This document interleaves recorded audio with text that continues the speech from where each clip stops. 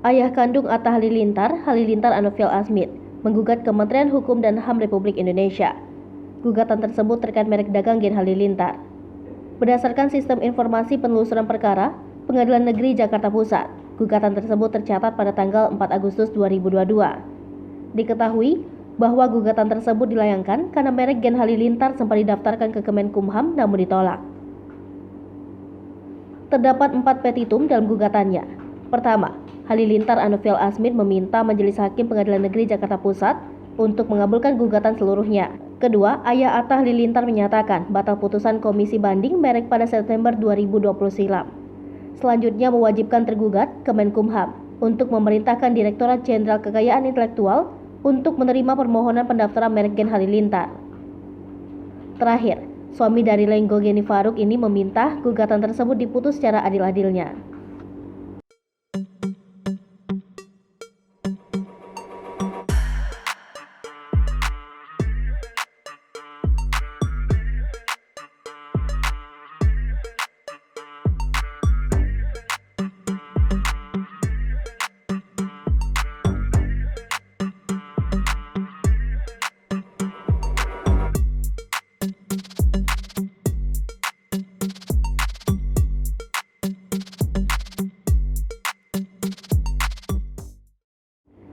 Ayah kandung Atta Halilintar, Halilintar Anovial Asmit, menggugat Kementerian Hukum dan HAM Republik Indonesia.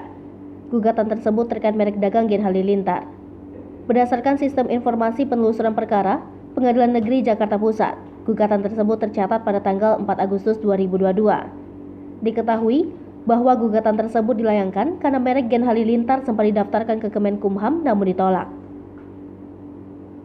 Terdapat 4 petitum dalam gugatannya.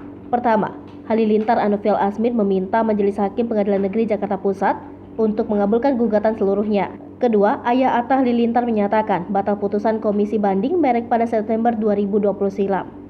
Selanjutnya mewajibkan tergugat Kemenkumham untuk memerintahkan Direktorat Jenderal Kekayaan Intelektual untuk menerima permohonan pendaftaran merek Gen Halilintar. Terakhir, suami dari Lenggo Geni Faruk ini meminta gugatan tersebut diputus secara adil-adilnya.